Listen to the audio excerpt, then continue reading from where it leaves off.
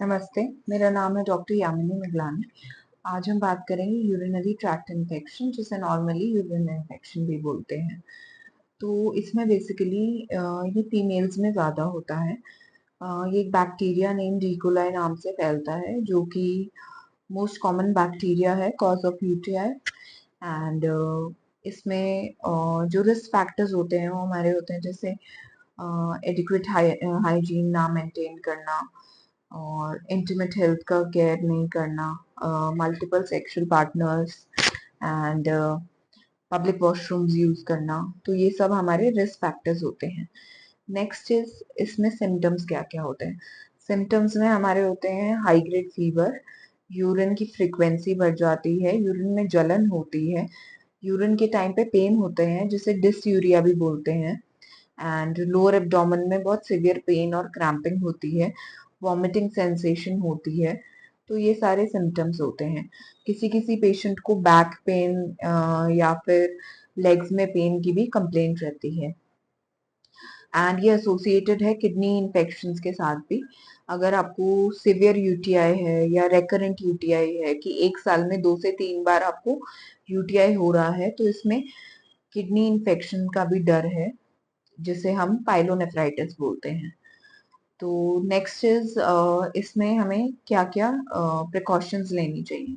अगर आप कभी भी पब्लिक वॉशरूम यूज कर रहे हैं, तो आप सबसे पहले या तो टॉयलेट सीट सैनिटाइजर ले लीजिए या टॉयलेट सीट कवर्स ले लीजिए। आजकल मार्केट में बहुत सारे ऐसे सैनिटाइजर्स आ रहे हैं। अगर वो आपके यहाँ पे अवेलेबल नहीं है, तो आप जो नॉर्मल डिटॉल आता है वो और टिश्यू आप यूज कर सकते हैं टॉयलेट सीट को क्लीन करने के लिए, जो भी पब्लिक वॉशरूम की टॉयलेट सीट होगी। सो नेक्स्ट इज फिर आपको एक एडिक्वेट हाइजीन मेंटेन करना है। आपको विजाइनल वॉश वगैरह यूज करने हैं। आजकल बहुत सारे अवेलेबल है मार्केट में अलग अलग नाम से, P safe, clean and dry, sanitary, ये सब अवेलेबल हैं। तो आप इनमें से कोई भी यूज कर सकते हैं। कभी भी सोप यूज मत कीजिए, क्योंकि सोप और विजाइनल पीएच आपका डिफरेंट होता है। सोप से इन्फेक्शन के चांसेस बढ़ जाते हैं। तो सोप यूज करने की जगह आप जो भी सेम पीएच लेवल का होता है वेजाइना के, जो भी इंटीमेट वॉश होते हैं वो आप यूज कर सकते हैं। अगर वो अवेलेबल नहीं है तो आप नॉर्मल वाटर से वॉश कर सकते हैं। इसमें ट्रीटमेंट कोर्स में रहता है 7 to 10 डेज का ट्रीटमेंट कोर्स रहता है। जनरली इसमें हम लोग प्रोबायोटिक सप्लीमेंट्स भी देते हैं, वाटर का इंटेक ज्यादा करते हैं। कुछ सिरप्स आते हैं जो कि यूरिन को अल्कलाइज कर देते हैं, क्योंकि यूटीआई के टाइम पे वो एसिडिक हो जाता है।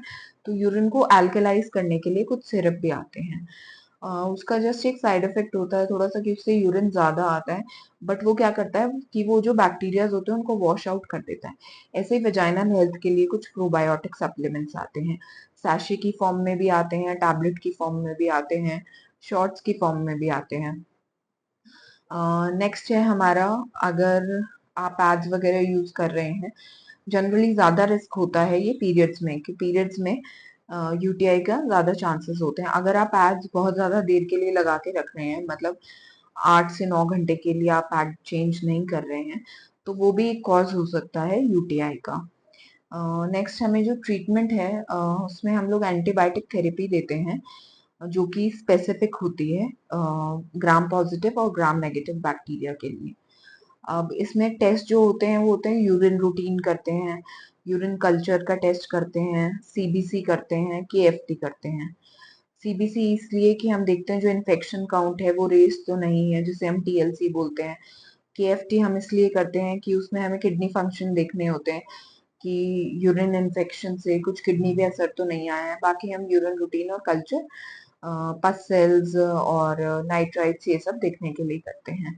और कल्चर हम इसलिए करते हैं कि हमें एग्जैक्ट बैक्टीरिया पता चल जाए कि किस बैक्टीरियल ग्रोथ की वजह से हमें यूटीआई हुआ है। एंड नेक्स्ट इज, अगर आपको कुछ भी क्वेरी हो, कोई भी आपको ऐसा कोई सिम्टम आ रहा है, तो आप नितिन हेल्थ केयर में कांटेक्ट कर सकते हैं। आप किसी भी टाइम दिखाने आ सकते हैं, हम रात को 9 बजे तक अवेलेबल होते हैं। ये हमारा क्लिनिक मारुति विहार आउटगेट पे लोकेटेड है गुड़गांव में। एंड कोई भी आपको क्वेरी होती है तो आप कमेंट सेक्शन में भी पूछ सकते हैं। तो अगर आपको मेरा वीडियो अच्छा लगा तो please like, share and subscribe. Thank you.